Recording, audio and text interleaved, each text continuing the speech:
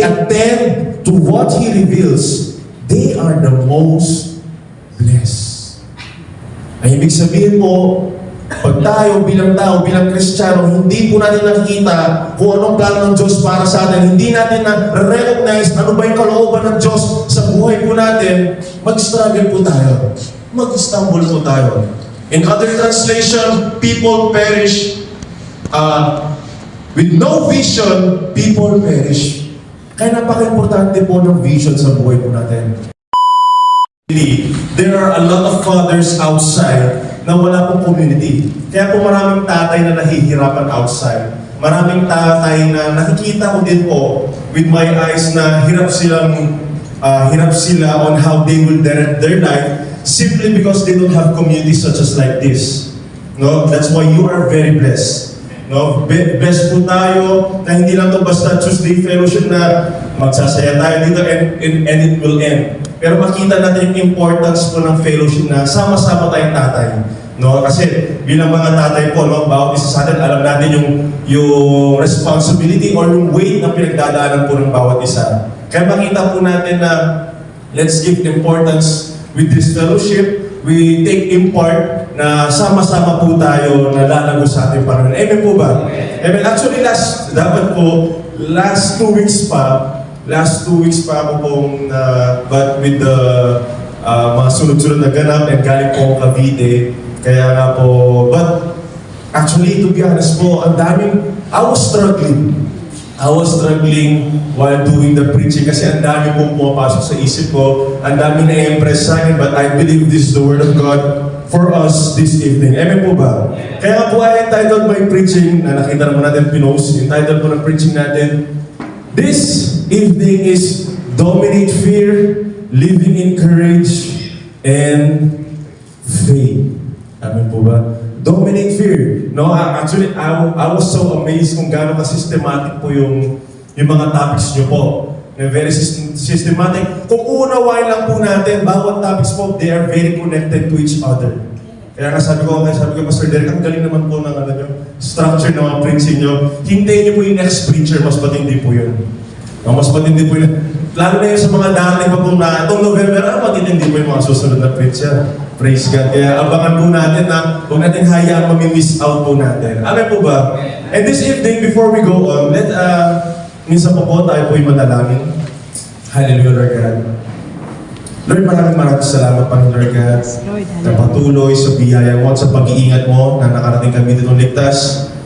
We pray, Lord God, na samahan mo kami sa gabing ito, na patuloy, na alam mo, Lord God, laman ng bawat puso, ng kaisipan, and we pray na sa gabing ito, ikaw mangusap, ikaw makita, at ikaw maranasan ng bawat isa, Panginoon God. And for us, this night, Lord God, that we will focus on you alone, to set aside all things, Lord God, everything, Lord God, that hinders us, lahat, Lord God, ng mga bagay, Lord God, na naggugulo sa amin, sa kaisipan namin, sa puso namin, for us, Panginoon, sa gabing ito, isa-set aside muna namin, at mag-focus kami, Lord God, sa inahinanda mo para sa amin ng gabi. Pagpalain mo bawat isa, ingatan mo pa rin, Lord God, ingatan mo din, Panginoon, Lord God, yung mga kasama namin, na parating pa lamang, Lord God. And we pray for this night, it will be a fruitful night, Lord God, for us to be blessed, and for us to encounter you once again. We thank you, and we love you so much. In Jesus' name we pray.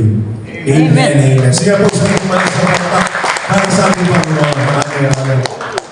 And like what I've said, meron na pong, actually may na-prepare na po ako before coming po here. Pero because of what I've experienced po, 4 days po kami nag-stay sa Dasma, and grabe po yung nangyari. Grabe. And actually, tinatanong na ako ni Pastor Bob kamusta yung experience namin sa Cavite. Pero ayaw kong kino-contemplate ko muna, gusto ko structural kasi grabe po yung ginawa ng Panginoon. And for us naman, we know na may bago na po tayong National Overseer. Kaya nga po, grabe po yung paghahanda ng bawat isa, preparation, especially po sa vision po na meron tayo sa Church of God. No? And nung Saturday or nung Friday po napauwi na kami, kasi grabe yung pagod po. Sobrang pagod po nung 4 days na stay namin sa Cavite. Ngayon, nung sinundo na po kami pauwi, kasakay ko pa lang ng van, natulog na po ako, katabi ko yung kapatid ko, si Chuck, yung nag-keyboard po natin. Nakatulog na ako. And in-expect ko dahil October 31 yun, traffic po. Traffic yung pauwi. So, ina-assume ko, umalis kami doon mga 6:15, somewhere like that. In-expect ko makakawin na kami mga 11, ganun po ka-away. 11 na, or 10:30, worst 12 na, so sobrang traffic. But I was surprised, bigla, parang lumilipad kami. Nung kapasok namin ng NLEX, ang bihira, yung driver namin lumilipad na. Wala talagang totally sasakyan sa NLEX nung pauwi kami. Nung nakalagpas na kami ng toll gate, imagine po nakatulog na po ako. So from Cavite hanggang toll gate ng Balintawak, tulog po ako. Pero from Balintawak, hindi na ako nakatulog. Dahil sa sobrang bilis talagang lumilipad po yung sasakyan namin. Kinabahan na ako. And wala akong ginawa kundi pag-tanks. Dahil hindi ko kakilala may nagsundo sa amin. Hindi ko masabi, bro, pwede pabahan na lang konti. Lumilipad po kami talaga totally. Na nag-overthink po ako. Alam niyo po na sa isip ko nun, talagang kitang kaya po, tapos sipingan na talaga ng truck. Talagang alam yung tigating. Nasa isip ko nun, yung anak ko, yung asawa ko. Pag bumangga kami dito, naka-mindset na po ko Kung hindi ko yayakapin yung kapatid ko para protektahan ko siya, nasa ko din po yung balit na driver, siya yan. Nag-overthink na ako, kukunin ko sila, yakapin ko sila, okay naman ako mabangga. Ganun na po. From Balintawak hanggang Mexico, yung Petron po, doon kami nag-stop. Talagang overthink ako. Tapos Lord, ano na mangyari, Lord? Lord, kakano ko lang, Lord, pero parang kukunin. Ganun po ako tama. Pero nung nag-CR ako, I was stopped for a moment. Nung bumaba kami ng van, talagang parang may himasmasan ko. Talagang napaupo po ako sa side. At doon ko na-realize, grabe po yung nagagawa ng overthinking. Grabe po yung nagagawa. Imagine, from Balintawak hanggang Mexico, dilat yung mata mo. In-anticipate ko yung mga nakakasabay namin. To the point talaga na wala na akong peace that time sa biyahe namin. Again, nung pag-upo po sa Mexico, doon ako nakapag-isip na grabe po yung overthinking na nadadala. Imagine, wala pa man sitwasyon dahil nag-overthink ka na, pinapakunahan mo na ng takot. At minsan, pag napapangunahan tayo ng takot, wala na nangyayari. Pag napapangunahan tayo ng takot, bigla nagiging stagnant po tayo. Imbes na makapagpahinga tayo, imbes na makapag-perform tayo sa trabaho, pero dahil napabalak po tayo ng takot, yung takot na po yung namumula sa atin. Yung takot na yung nagkocontrol sa thoughts natin. Yung takot na yung nagkocontrol sa feelings po natin. At marami po sa atin, hirap tayo makapag-perform, hirap po tayo maging active or hirap tayo maging, hirap tayong lumakad sa isang araw sa mga ginagawa natin, sa mga responsibility natin, dahil minsan ino-overthink po natin yung mga takot sa buhay po natin. Yung mga bagay na kinakatakutan natin, yun na lang po yung nagko-control sa buhay po natin. Kaya nga po sabi ni Charles Spurgeon po, sabi ni Charles Spurgeon dito, he feared, sige na slide. Sabi niya dito, he feared, but that fear did not fill the whole area of his mind. For he adds, I will trust in thee. It's possible then for fear and faith to occupy the mind at the same moment. No? He was talking about King David po. Or si David that time, he is a young boy. Na si David po, siya po ay nakapatay po ng bear, nakapatay po ng lion po, at siya rin po pumatay kay Goliath. Pero makakonsider natin po si David, he was a successful man, a young man, successful po siya. Pero even to sa experience niya po, na hindi niya dininay yung presensya ng takot. Again, kahit po hinarap ni David yung lion, hinarap ni David yung bear, at siya rin po yung humarap kay Goliath, hindi po dininay na naramdaman niya. Naramdaman niya yung takot sa kanya. That there was a moment for him to be afraid. Pero nauunawaan ni David kung anong gagawin niya. Rather na i-entertain niya yung takot, but he boldly proclaimed his trust and faith sa ating Panginoon. Kaya sabi po ni, hindi lang po nakabit dyan, pero sabi po ni David po sa Psalms 56 verse 3, sabi niya, whenever I am afraid, I will trust in you. Again, ang sabi ni David, whenever, sa mga panahong natatakot ako, magtitiwala ako sa iyo. Dahil naunawa ni David po na mas malaki at makapangyarihan ang kanyang Diyos. Kaya posible pala yung fear at yung posible pala yung fear at faith, they will collide together. Ibig sabihin, at the same moment, mararamdaman po natin sila. And as Christians, we proclaim that we have faith, may pananampalataya po tayo. Pero we could never neglect na nandun yung laging temptation para sa atin matakot. Amen. Nandun laging temptation for us to be feared. Again, faith and fear, they could collide. Pero ang tanong po doon, ano ba ang mas minamagnify natin sa buhay po natin? Kasi again, yung fear nandyan lagi. Ang pananampalataya po natin nandyan. Pero kung ano ang mas minamagnify natin sa buhay natin, yun po ang magpaprosper. Kung mas ine-entertain po natin yung takot, talaga yun yung magpaprosper sa buhay natin. Pero kung ine-entertain natin or mas minamagnify po natin yung pagtitiwala natin sa Panginoon, yun po ang mangingibabaw sa buhay natin. And maybe some of us po dito sa atin ngayong gabi, na dahil sa takot natin, or dahil sa nakaraan natin, sa mga bagay na nagawa natin pagkakamali, and maybe some of us, we are dealing with strongholds. Baka meron po sa atin dumadaan po ng gano'ng sitwasyon na to the point it drowned us, na lumubog tayo sa thought ng pagiging matatakotin.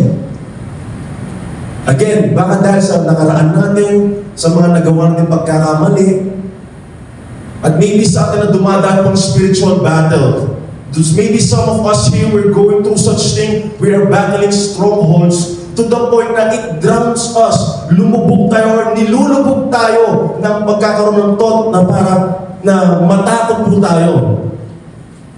Na maybe some of us, namumuhay pa rin tayo sa takot, lalo na po sa ating mga tatay, di ba? Sa ating mga tatay, bilang mens, na it's hard for us to admit na may takot tayo sa buhay.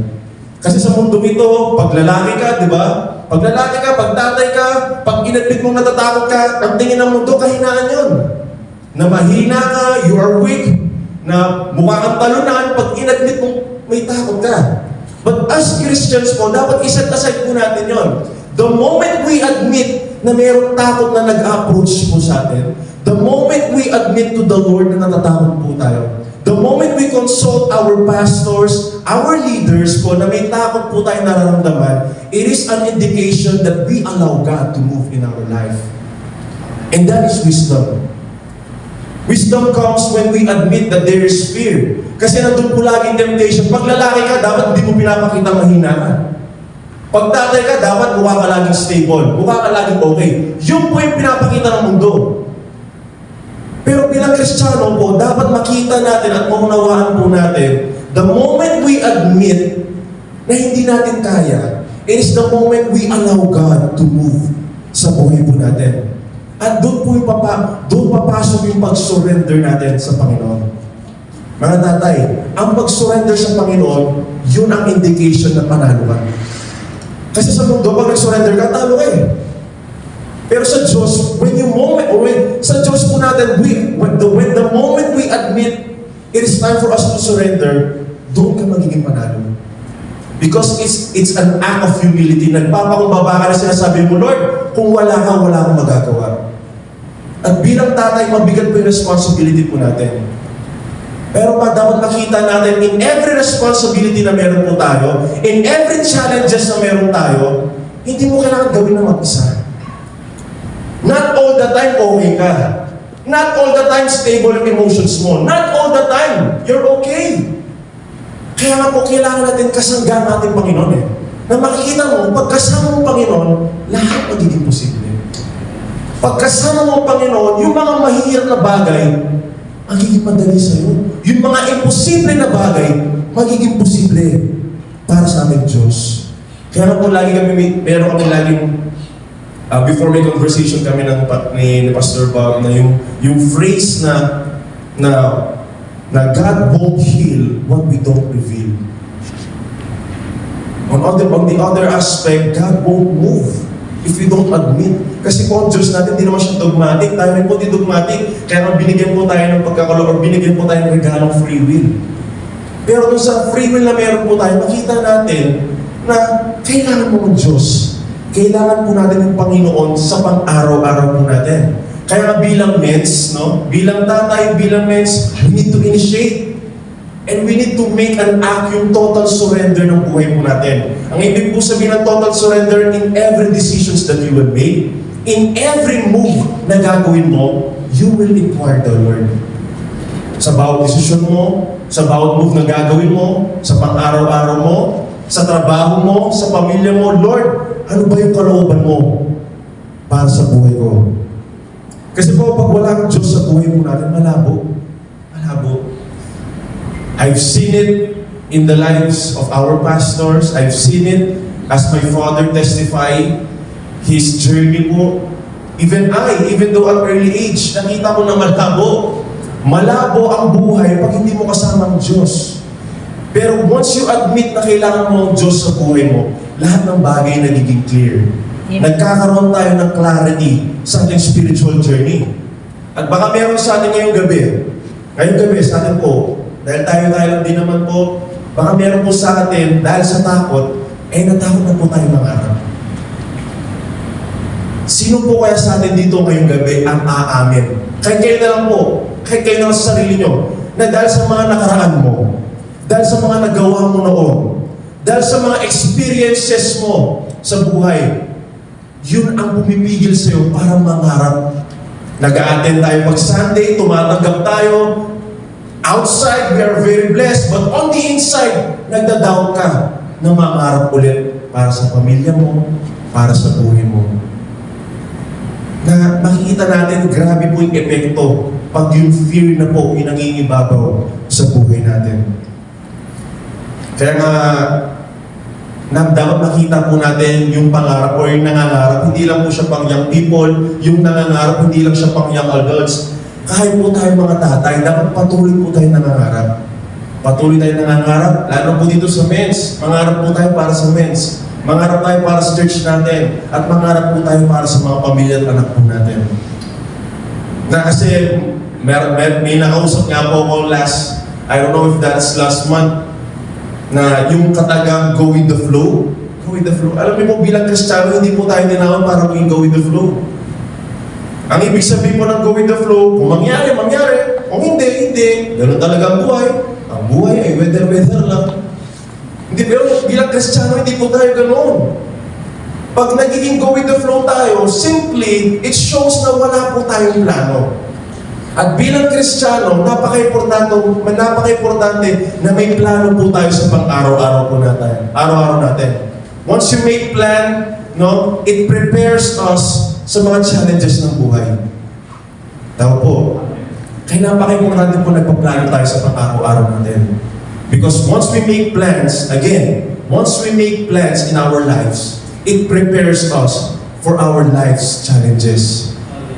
Kaya nga po sabi sa Proverbs chapter 29 verse 18, it says here, if people can see what God is doing, they stumble all over themselves.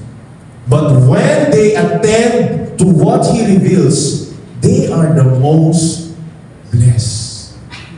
Ang ibig sabihin po, pag tayo bilang tao, bilang Kristiyano, hindi po natin nakikita kung anong plano ng Diyos para sa atin. Hindi natin na-recognize ano ba yung kalooban ng Diyos sa buhay po natin, mag-struggle po tayo.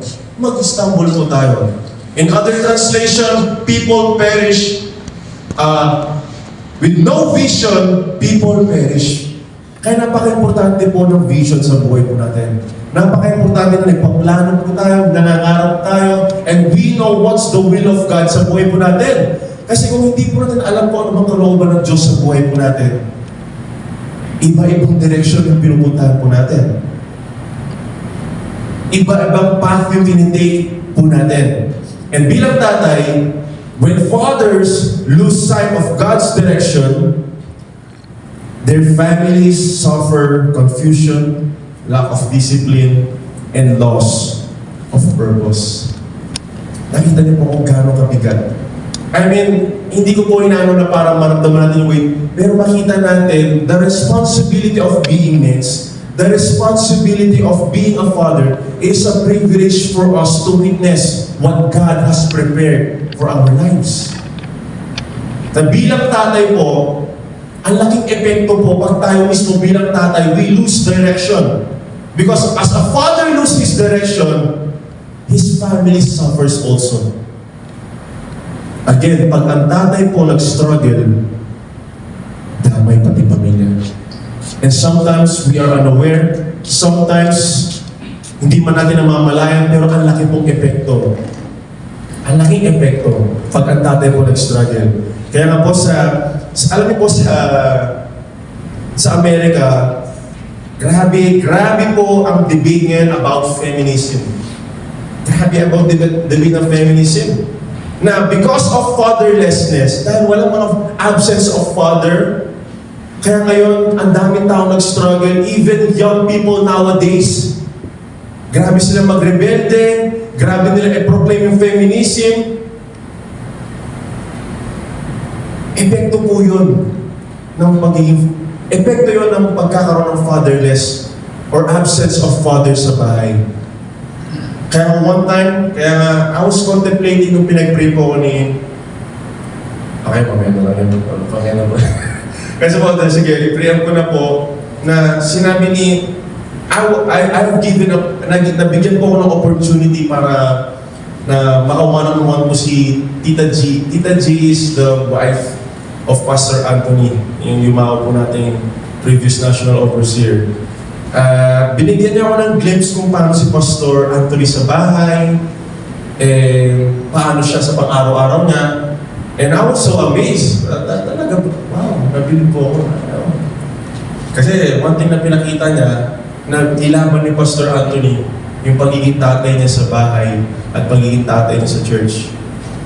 And it's very challenging for me to contemplate it. Pero isang bagay doon na ginawa lang ni Pastor Anthony kung anong tama, sabi niya sa akin. Naging mabuti siya. Kasi kung si Pastor Anthony, sabi niya, kung di niya tinayo yung pagiging tatay niya sa spiritually and sa bahay, wala kaming ganito. And she's pointing to the church. Pero kung tinayo ni Pastor Anthony yung pagiging tatay niya spiritually and physically, naging fruitful po. At makita natin kung gano'ng kapangyarihan pag tinayuan lang natin yung pagiging tatay natin. Sa bahay natin, and as spiritual father here in church, may epekto. Minsan, baka di mo natin nakikita, pero as we plant seed in our family, as we plant seed in our church, maybe ngayon di mo nakikita, pero at the right time, you will see the harvest. Kaya napaka-importante na pang-araw-araw po natin, we choose to be guided by the Holy Spirit. Makapangyarihan po when we choose to stand as a father or as a man na tinawag ng Panginoon.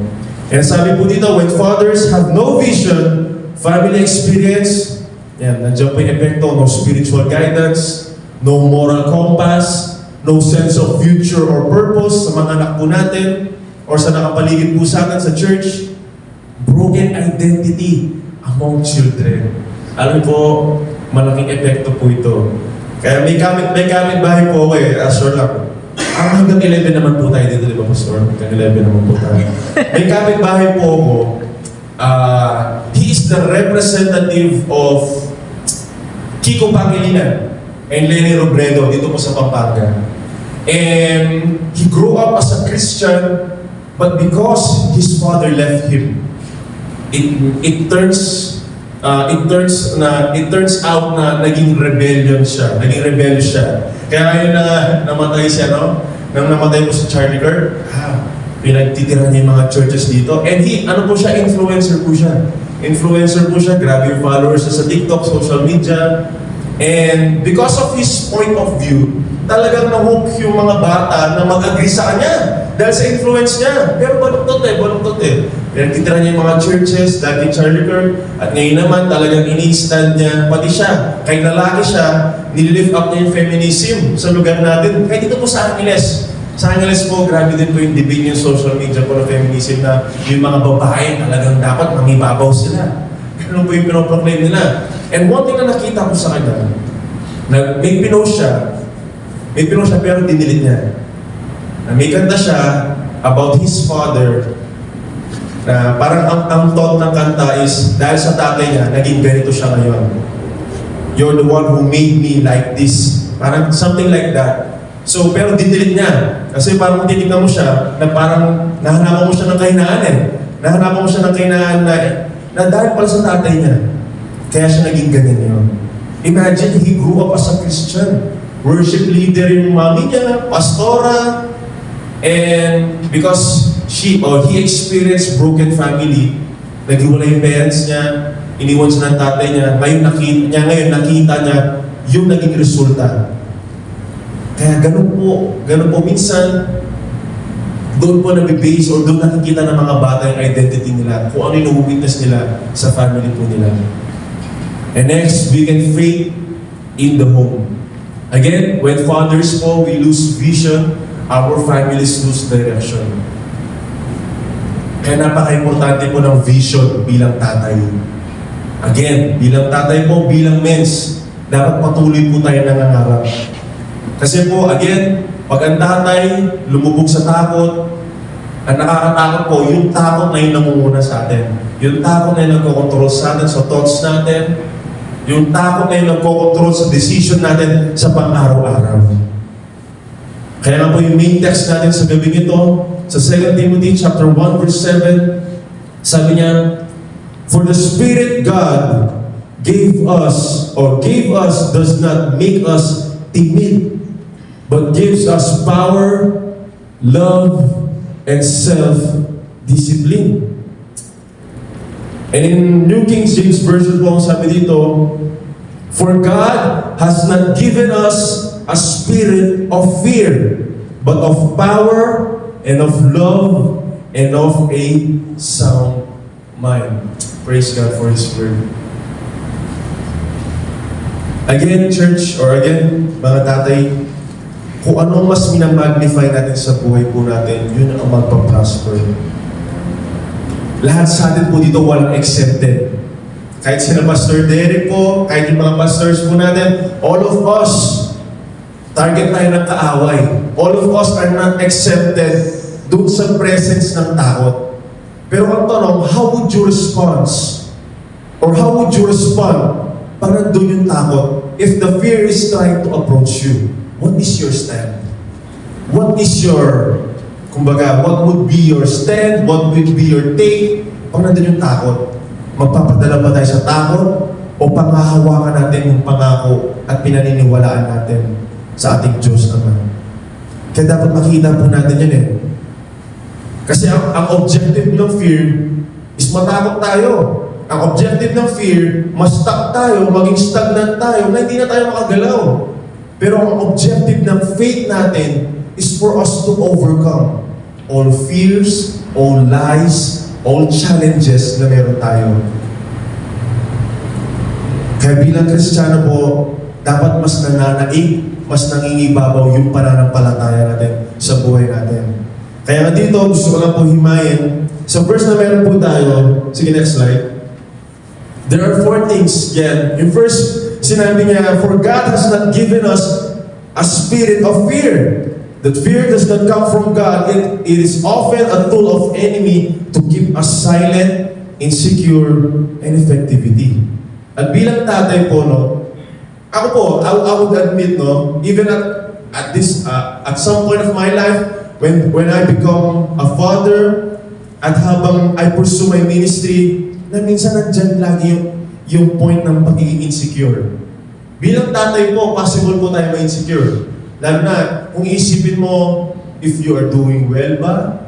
Nabibigay mo ba yung pangangailangan ng family mo?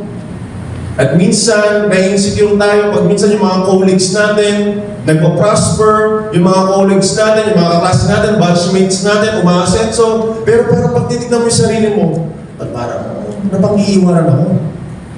No? Kung dati, ikaw yung nagpapakopya, ikaw yung sikat sa barkada nyo, pero kung titignan mo yung mga kasama mo, ba't sila naging ibabaw na? Ba't parang ako, sakto-sakto lang. At minsan, doon pumapasok yung takot, nai-insecure tayo bigla sa mga paligid natin. Nai-insecure tayo bigla to show up. At nandun naman yung power of, but of power, That God gives us strength and boldness to face challenges and to serve Him with confidence. And dyan din po yung love. For our courage is rooted in love. Love for God and for people, it keeps our boldness from turning into pride or harsh. Ibig sabihin po that God gave us the authority. The moment we accepted our Lord, meron tayong authority. Authority of His power sa buhay po natin. But if our authority with His power is not rooted with love, baka po mapasukan po tayo ng pride. Na minsan sinasabi natin, glory to the Lord, pero pag ikaw lang, iniisip mo, ang galing ko kasi. Buti na lang, magaling ako mag-isip. Kaya ganito, maganda yung nangyari sa pamilya ko. Ano kasi pare, minsan kasi, baka mapasukan tayo ng yabang. Kaya makita natin, as the moment we take and receive the authority of power that comes from God, na it should be rooted of love. Di ba sabi nga po sa Corintians, di ba? Kahit anong galing mo sa pagsasalita, kahit anong galing mo, nagpapagaling ka. Pero pag hindi to out of love, parang ka lang ingay ng cymbals. Kaya makita mo, yung kapangyarihan na binigay sa'yo ng Panginoon, it should be rooted of love. Pag nakita mo na in everything you do, it is rooted of love, hindi mo entertain yung pride. Na makikita mo, everything, it is because of the grace ng Panginoon. Bakit ka namamayagpag? Bakit ka nag-e-excel sa trabaho? Bakit ka nare-recognize ng mga boss mo? Bakit ka nare-recognize sa ministry mo? It is because everything you do, it is rooted by the love of God. Amen. Kaya mo ginagalingan kasi naunawaan mo dahil minahal ka ng Panginoon. Amen po ba? Kaya makita natin in our power, in our love, it is because the grace of God. At sabi ko sa uli, self-discipline or sound mind.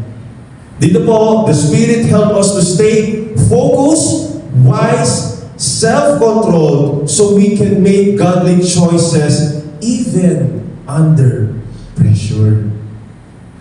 Once you are filled with the Holy Spirit, once you are filled by our God, doon mo makita, you will have a sound mind. Ang ibig sabihin po kasi ng sound mind, naka-focus ka. You are focused. Kaya sabi po dito, even you are under pressure, still, you are focused. Because you have received the sound mind that comes from God. And we need to shape our character. Mga tatay po, napaka-importante po naka-shape po yung character natin. Our character is being shaped, our mind is being shaped, our focus is being shaped, pero masishape lang natin yung character natin, masishape lang natin yung mind at focus natin if we saturate ourselves with prayer and devotion. Again, masishape lang po natin yung character natin, masishape natin yung mind at yung focus natin if we saturate ourselves with prayer, having devotion and reading the Bible. Amen po.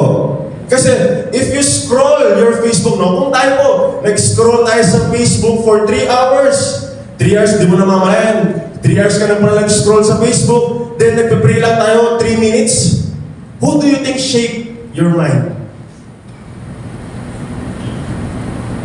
Tao po. Ano makita mo, no? 3 hours ka nag-scroll sa Facebook, pero pag nanalangin po tayo, 3 minutes lang. Who do you think shaped your mind?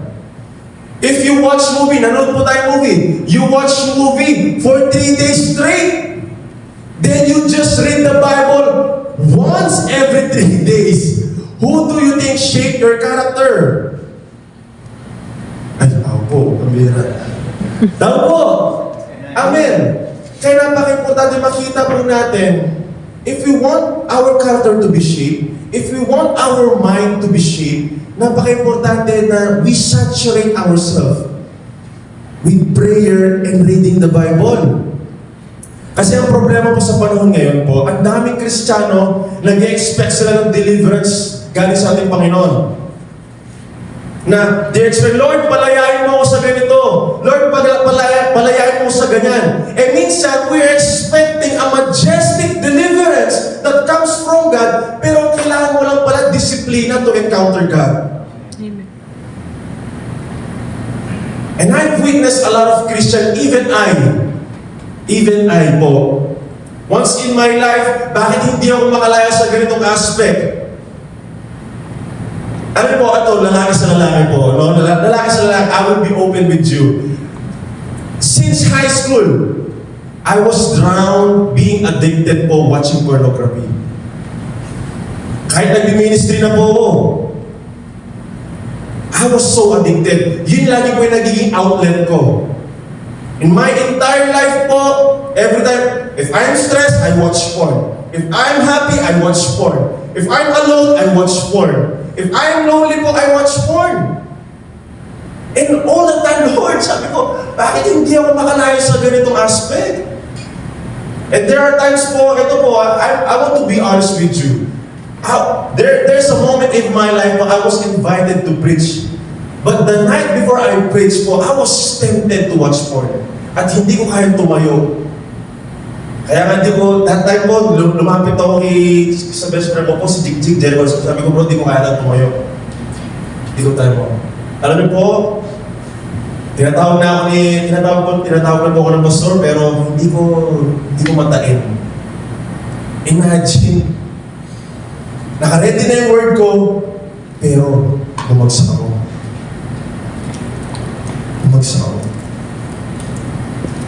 And that moment po, I have decided na kailangan ko disiplina yung sarili ko. And minsan, hirap tayong makalaya talaga sa mga strongholds ng buhay natin if you will not discipline yourself. Alam niyo ba yung ginawa kong disiplina po sa sarili ko? Inamin ko po sa asawa ko. Inamin ko sa asawa ko, girlfriend ko pa sa that time, inamin ko sa kanya, addict ako sa porn. Inamin ko sa tatay ko po, I'm so addicted. Kaya nga yung verse ko sa akin ng tatay ko, yung sa Titus po, the grace of God will keep you from falling. And that moment po, nung tinry ko disiplina yung sarili ko po, kaya minsan po sa atin, no, nag-pray tayo, Lord, palayain mo ako sa lust. Palayain mo ako sa ganitong aspect sa lust. Pero minsan po, tayo mismo yung nagkadem sa sarili natin. Lalo na pag kakascroll po natin ng Facebook, tapos nakakita po tayo ng maganda. Ganda to, ha? Amen. Minsan tayo mismo rin po. Nahuhong tayo sa ganon. At minsan sa mga liit-liit na bagay, pag lumalaki po yan, pag madalas mo siya nagagawa, it will keep you. Or it will keep you to that aspect na magiging prison ka na ng addiction mo. Kaya po there's moment po, and the moment na I revealed to my father, and humingi na po ng mga tulong po na that time. May moment po na gano'n kami noon na after that, we had a prayer and fasting way back 2021 po. Kasama po si Jik noon eh. And after, talaga, I encountered the Lord talaga. Lord, alam niyo po kauwi ko, we do fasting po. Nag-fasting kami for 3 days. Prayer and fasting. 3 days no, sa Pinyel. Kababa ko, I was praying, and then may nag-message po sa akin. May nag-message sa akin. Ang message ka sa akin, free ka ba tonight? Miss na kita eh. Lumalaban po talaga yung flesh. Lumalaban po yung flesh ko noon. Pero sabi ko, Lord, kung hahayaan ko pang maulit pa to, mangyari sa akin ulit. Maulit naman. Alam, that time po, tinapon ko yung cellphone ko. Tinapon ko yung cellphone ko, nag-pray ako. Pag-pray ko, hanggang nakatulog ako sa pag-pray ko, nung tinignan ko yung phone ko ulit, naka-unsend na yung message niya. And sometimes, again, all of us po, we are bound to be tempted. Pero nandun po yung choice po natin. If we will be tempted pa, if mapafall po ba tayo sa temptation. Kaya po si Pastor Craig Rochelle po, one of his testimony po, na yung phone niya, hindi ka makakapag-search. Hindi ka makakapag-search ng kahit anong site sa phone niya. Kahit pati sa phone niya, naka-block po yung mga porn site. Bigla, yung multimedia niya, bakit Pastor? Mahina ka po ba sa ganito aspect? Parang inano yung pastor niya. Pero sabi ni Pastor, no. Pero hindi ko nahahayaan makasilip yung temptation sa buhay ko. Kaya nga sa phone niya, hindi ka talaga makakapag-totally search ng kahit anong site. Kaya doon natin makikita na doon lagi yung approach ng temptation. Pero what is your stand? What would be your response? Kaya kasi Joseph, di ba? Nung dyan temptation, tumakbo siya. Paharap! Medyo lang bata. Tumakbo siya. Tinakbuhan niya yung asawa ni Potiphar. Kaya na doon napaka-importante na minsan nag-expect po tayo ng deliverance. Pero ang kailangan pala is maging madisiplina po tayo sa araw-araw natin. Every time there will be a spiritual battle, no? Be accountable. Kaya dati po, pag natatem talaga ako, may message ko si Jik, bro, ano na naman yung utak ko?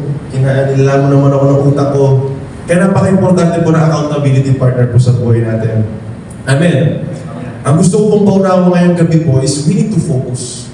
We need to focus. We need to discipline ourselves, shaping our mind by inquiring the Lord. Napaka-importante po ng prayer life sa buhay po natin. And one thing po kasi bilang tatay po, naisip ko lang kagabi, one thing po bilang tatay po, marami sa mga tatay magagaling po sila mag-pretend. Magagaling sila mag-pretend, na pinapakita nila, okay lang sila, na pinapakita nila, they are okay on the outside, but on the inside, they are already confused, they are already worried, natatakot na sila para sa sarili nila or para sa pamilya nila.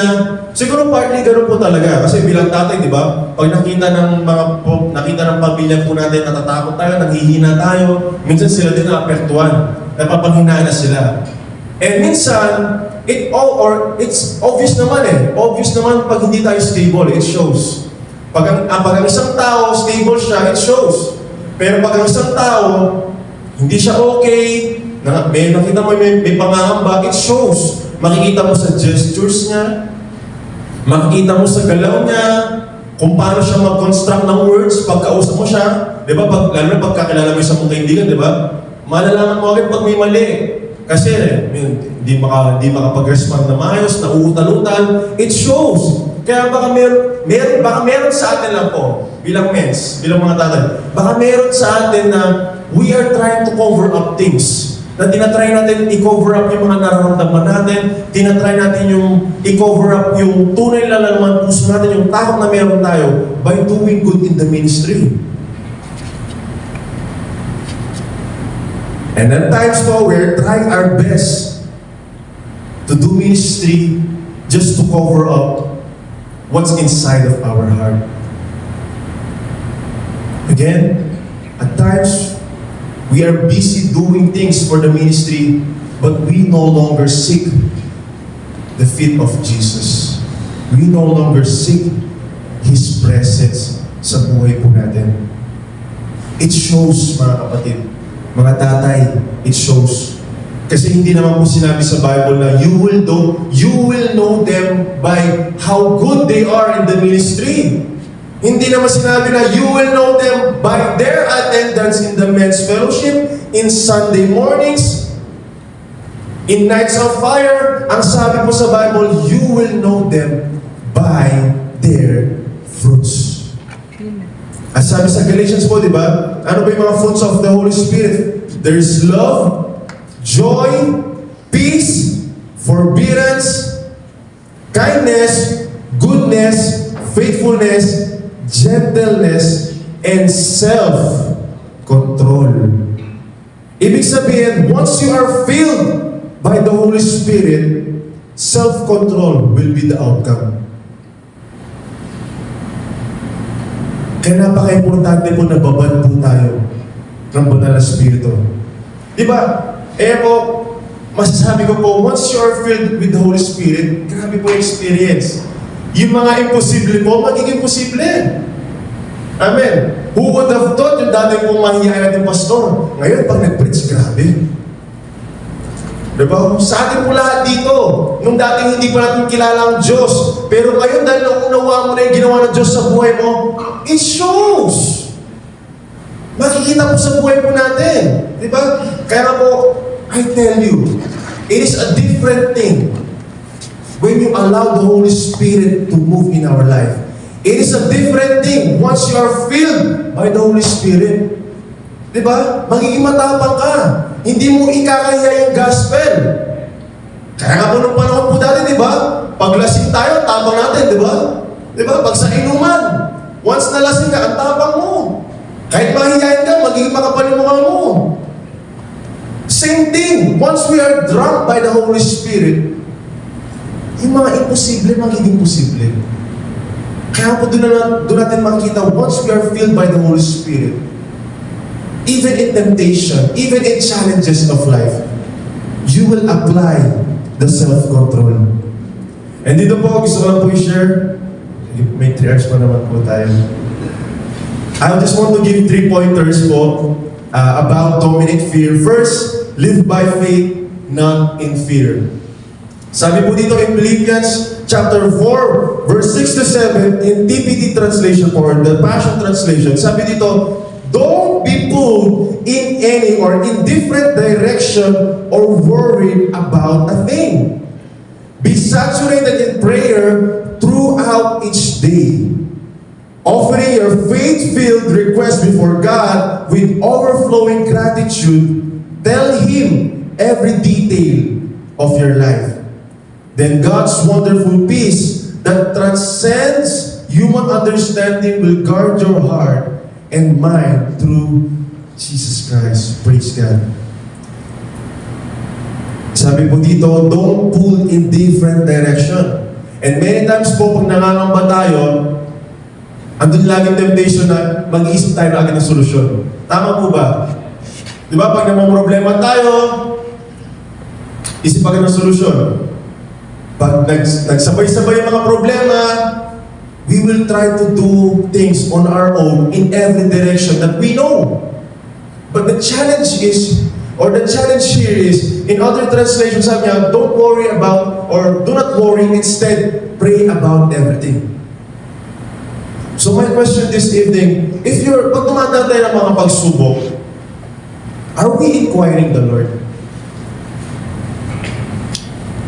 Bilang tatay, pag namamroblema po tayo, ganun ba tayo katapang para lapitan ng ating Diyos?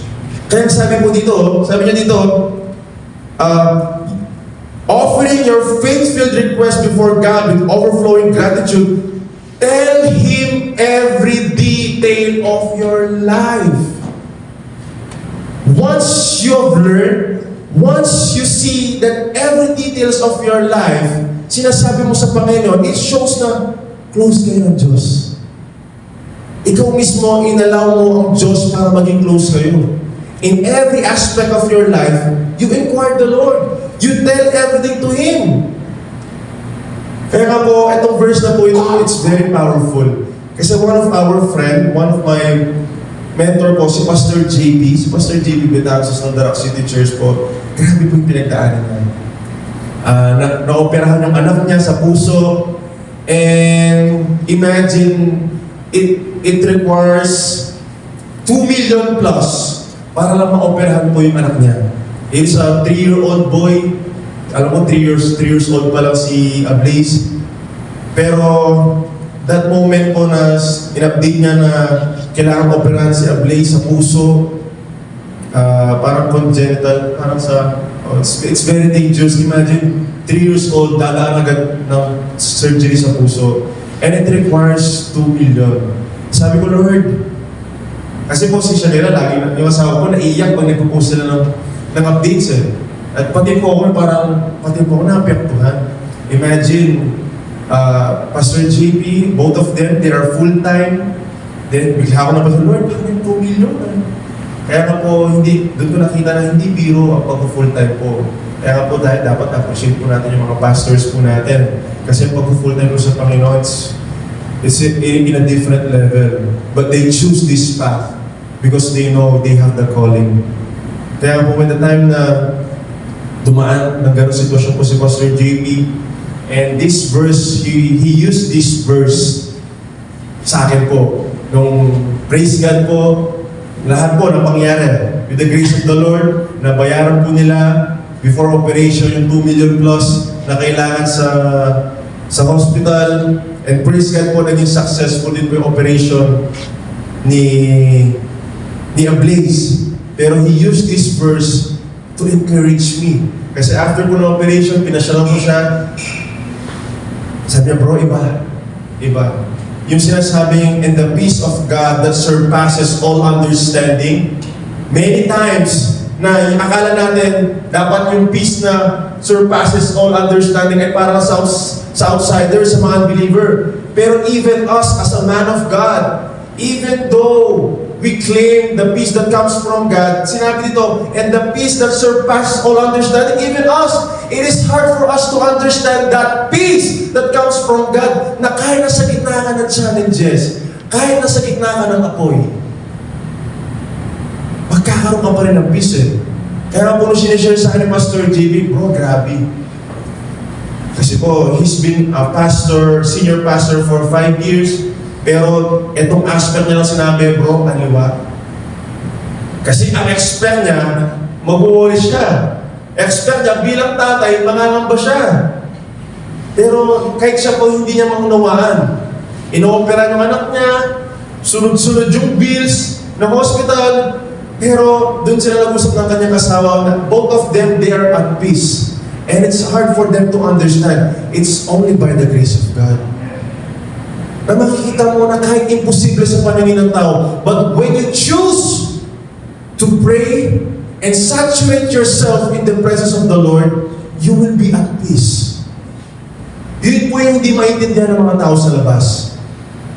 Kasi ang expectation sa labas po, pag namang problema ka, dapat makita sa iyo.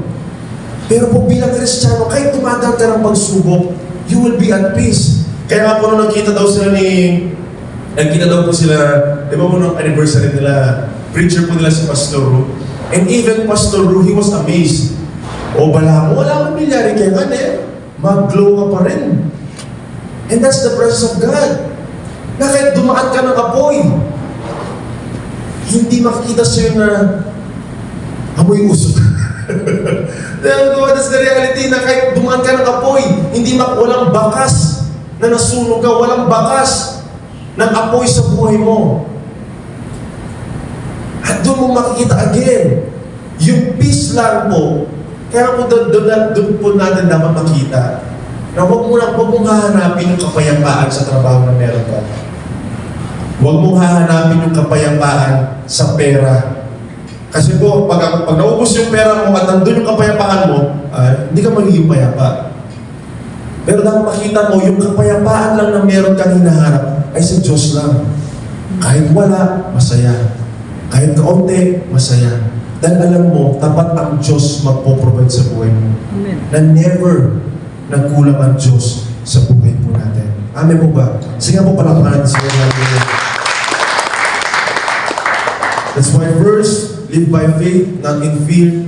Then second, be sacrificial, not selfish. Sabi po dito sa Philippians chapter 2, verse 3 to 4, don't be selfish. Don't try to impress others. Be humble, thinking of others as better than yourselves.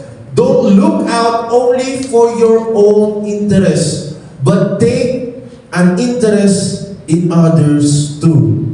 Sabi ko dito, di ba? Be sacrificial, not selfish. It means na you are putting other first rather in yourself.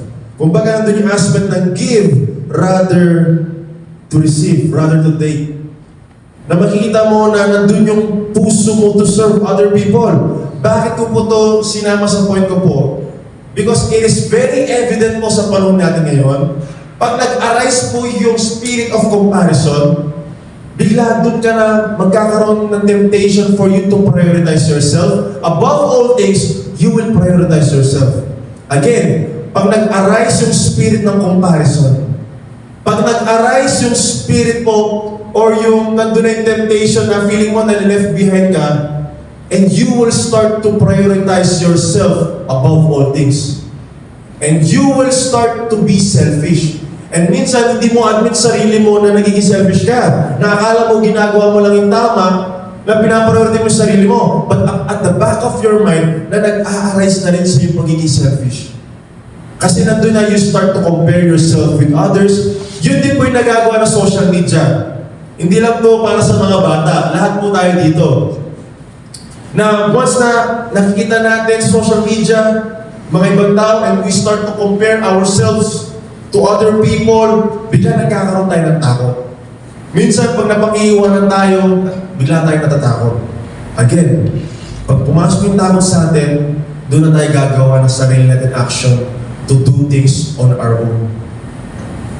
At doon bigla papasok na magiging selfish tayo sa mga bagay-bagay.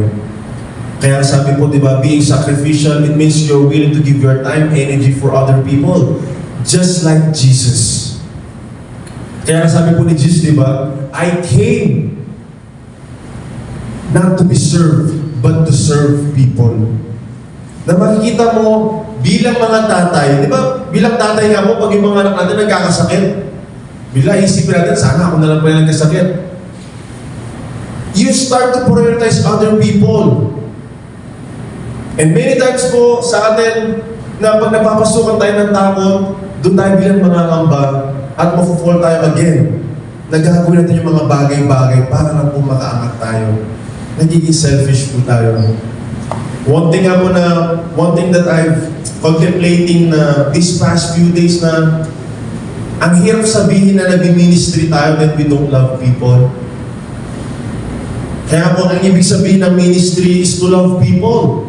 If you do ministry, then you don't love your brothers, you don't love your sisters, better get out of the ministry. Kasi ang ibig sabihin po ng ministry is to serve people. Again, if we're doing ministry, then we don't love people, may mali. May mali po sa atin.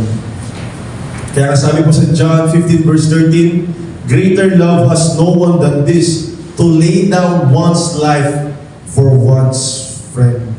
Kaya makita po natin na, kaya nga po lagi po kami in-encourage ng mga pastors na lagi mong isipin may mas magaling sa'yo. Lagi mong isipin na mas may marunong sa'yo. Kasi the moment na iniisip mo na ikaw na lang laging tama, ikaw na lang laging marunong, papasok sa'yo yung gusto mo, ikaw na lang lagi yung nakakalat. Ikaw na lang lagi na susunod. At pag nakikita mo yung iba, nagpo-prosper, doon na po pwede pumasok yung takot sa buhay po natin. Kaya don't be sacrificial and not selfish. Kaya nga, one of the point that I've preached before is trusting God means putting the fear or the pressure on Him.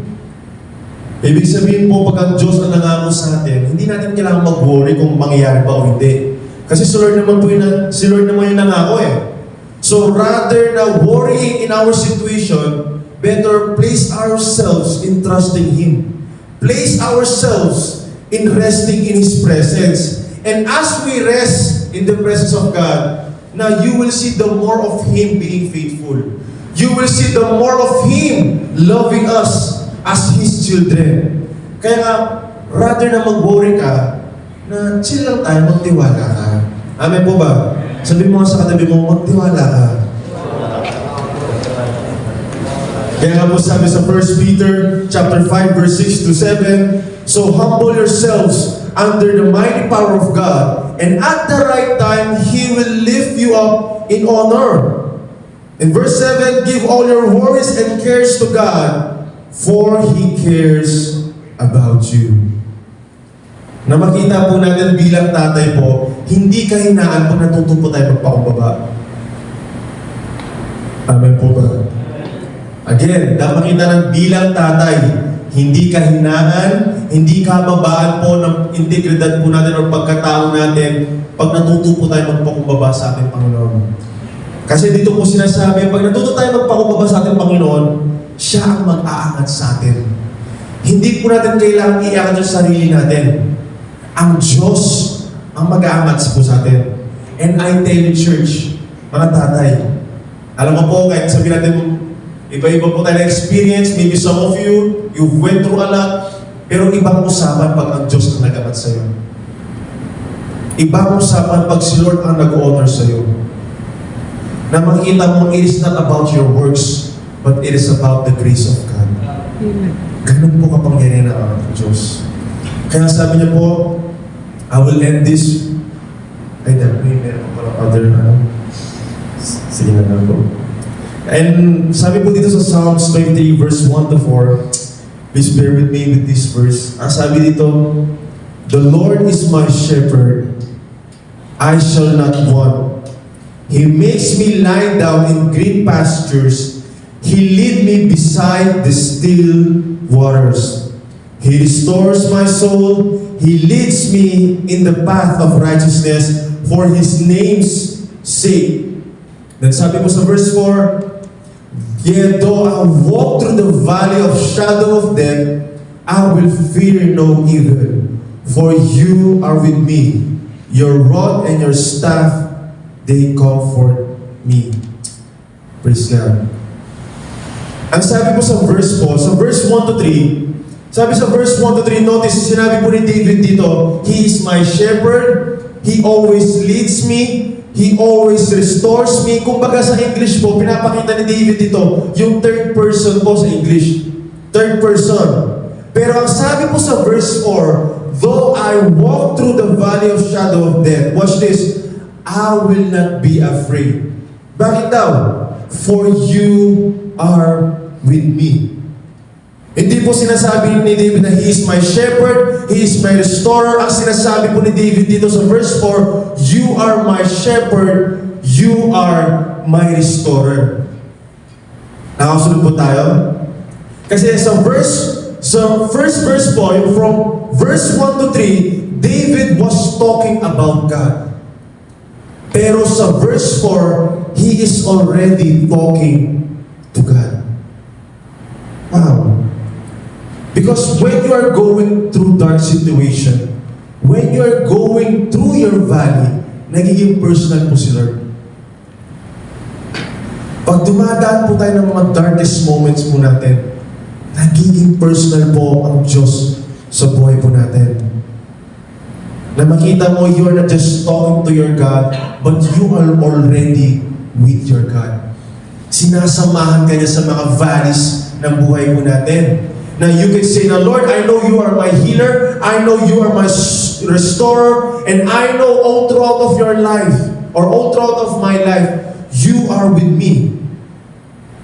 Again, mga tatay po, dapat makita natin na wala tayong dapat katakutan kung alam mong kasama mo ang Panginoon. Again, bilang tatay, wala po tayong dapat katakutan kung alam po natin kasama natin ang Panginoon. Bakit? Kasi kung alam po natin ang pinagkakatiwalaan po natin siya ang maglilid sa daan. Siya ang maglilid sa daan po natin sa buhay. Amen po ba? Kaya nasabi po sa John 14, di ba? Ang sabi sa John 14, Jesus is the way. So, if Jesus is the way, ibig sabihin, He knows the way. Alam niya yung daan. Kaya nga, as we take our Christian journey, as we trust Him, hayaan natin si Lord ang mag-lead sa atin in every step of our life. Amen po ba? And in every time, ibig sabihin, in every step that we will make, if si Lord ang nagdedirect sa atin, alam ni Lord kung saan yung may danger path. Alam ni Lord kung saan yung may pitfall sa buhay po natin, or may mga patibong sa journey natin. That's why napaka-importante po na i-allow natin ang Diyos ang mag-lead sa atin. That He will lead us in the right path. He will lead us in the path of righteousness. Amen po ba? Kaya doon natin makikita us making Jesus as our shepherd. That He will be our healer, He will be our refuge, He will be our protector. Makapangyarihan po ang Diyos natin sa buhay. Amen po ba? Kaya nga po ang verse po natin, sa main verse po natin, sige next slide.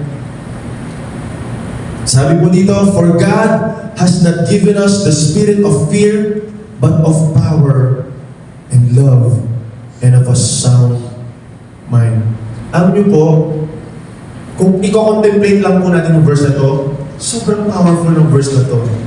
Imagine, si Peter o si Paul mismo nagsabi sa mga Kristiyano kay Timothy at para sa ating lahat na wala dapat place yung takot sa buhay natin. Yes, pwede po tayong mangamba, pwede tayong matakot, pero makita mo, there is no room in your life for fear. Walang place, walang room yung fear para malaig sa buhay mo. And God already given you the power, the authority, the love, and sound mind. Amen po ba? Kaya napaka-importante, if fear is trying to approach us, stand up in your faith. Tayo mo yung pananampalataya mo. Pag nangangamba ka sa finances mo, tayuan mo yung pangako ng Diyos.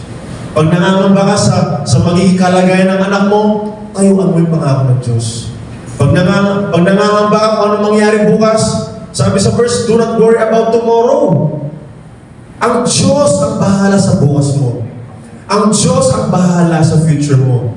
So rather than worrying your future, place yourself trusting God in your present.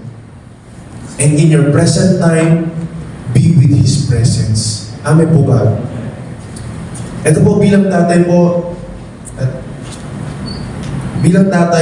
there's one word po, or there's one phrase po na pumasok sa akin.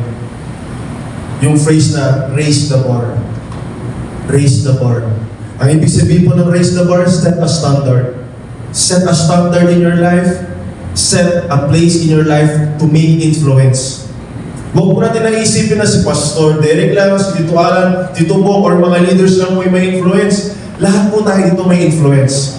Mga tatay, lahat po tayo dito may influence. Meron kayong influence na hindi kayang i-influence ni Pastor Derek. Meron kayong kayang gawin na hindi po namin kayang gawin. Pero kung lahat po tayo dito nagkaisa, na we will make step of our faith, we will release or make that influence. Imagine if all of us we will partake, or all of us we will impart, imagine the impact na magagawa po natin. Amen. That's why we need to raise the bar. Kaya po, di ko po nasabi ko, Pastor Bob, ang sabi po sa akin, Tita G, na yan ang ideya na you have the potential. Your church has the potential. Pero dapat hindi nagtatapos sa potential. You need to stand up for the next generation. You need to fight for the next generation. You need to be courageous for the next generation. And you always, nasasabi sa akin, you need always to show up. Kailangan mo mag-show up palagi. Kasi hindi lang nagtatapos sa potential. Mga tatay, lahat po tayo dito may potential. Pero sana hindi lang hanggang potential. Pero makita natin na tatayuan natin yung pagkatatay natin, tatayuan natin po yung men's ministry, yung vision ng church, preparation for the next generation. Amen. And one thing po na inano sa akin ni Tita G, kung hindi mo tatayuan yung calling mo, may mga tao magsasuffer. Even your children, pwede magsuffer. And I was so reminded, di ba, kung si Abraham, hindi niya tinayuan yung tao ng Panginoon. Kung hindi siya nag-obey sa ating Panginoon, imagine, walang generations na mabibless. Kaya ako po, wala pong there's so much potential po sa bawat isa. Kung titignan ko po ay isa-isa, sa pagkakakilanlan ko po sa inyo, grabe po yung potential ng bawat isa. Pero makita po natin, if we will make effort, if we will take part po sa pangitayan ng Diyos, grabe po yung gagawin ni Lord sa men's ministry. Amen. Kaya po, as we build this men's ministry, huwag mong hahayaan yung insecurity mo, huwag mong hahayaan yung past mistakes mo, yung mangingibabaw sa'yo. But better support the vision, support our pastors, na we could dominate. We could dominate. May 2 months pa po tayo. 2 months. Pero kung natin kaya na next year na lang. Di ba sa basketball nga po? Di ba sa basketball, pag last 2 minutes, mas doon po gumaganda yung laban. Nakakita natin, kahit 2 months na lang po, mas gaganda yung laban ng buhay natin. Basta alam mo, kasama mo ang Panginoon. Amen po ba? Amen. Kasi nga po pala kung ano sa Lord, hallelujah. Hallelujah. And before we end, magkaroon po tayo ng group dynamics. Ilan po ba tayo? 3, 6, 9, 12, 15, 18, 21. Siguro po, tigtatatlo. Tigtatatlo po, sige. And ito pong group activity po natin, may mga certain questions, pero hindi po natin kailangan sagutin lahat. Just choose one. Just choose one. And I challenge bawat tatay po, mamaya po, bago po tayo matulog, kausapin natin si Lord, if we could admit, ano yung mga certain fears ng buhay po natin? Ano yung mga certain traumas or past mistakes natin na we think na hanggang ngayon, hinahabol pa rin tayo? In every aspect, choose to surrender sa ating Panginoon. Huwag mo hahayaan na papasok yung next year na dala-dala mo pa rin yung mga takot na meron ka ngayon. Huwag mo hahayaan na papasok yung 2026 na dala-dala mo pa rin yung mga issues ng puso mo. Na makita mo, before you enter 2026, lahat sinurrender mo na sa Panginoon. Alam niyo po mga tatay, hindi po madali mag-surrender. It is a process, but it is fulfilling. Once you have learned to surrender to our Lord, fulfill po ang buhay po natin. Amen po ba? Amen. Sige po, let's group ourselves into 3. Yan, tapos, let's have discussion. Yan. Thank you. Salamat. Kaya para mas maging fruitful tayo, ano natin, kasi usually magkakasama yung mga ano. Gawin lang natin by twos para mabilis siya. Mabilis siya kasi ano, mag-iba, baka mabusa tayo ng oras para tatlo. Ang gawin natin ngayon, lahat ng mga 40 and above. 40 and above, tapos yung below, asan yung mga below? Below 40s. Pwede magsama-sama dito sa kabilang side. Below 40s. Mga below 40s.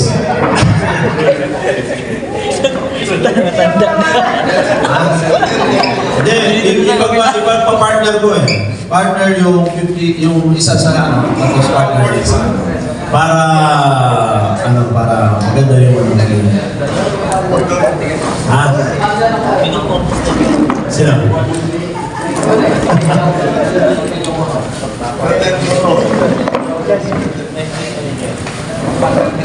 Ayan, so yung mga 40 above, kumuha kayo ng isang partner na 40 below. Ayan, sila yung maging share nyo. Maging mapag-usapan po natin. Ayun, ayaw mo ha, isang partner. Siya, kumuha na si number 93. Ayan, sige, mga kayo sa ano. Sa partner. Ayan ba? Ayan, o. Si, ano. Ayan, si partner. Si Charles. Ayun, kay Brother Andy. Ayan, si, ano, si... Ay, siya na ba? Mga senior po, pati na sayo.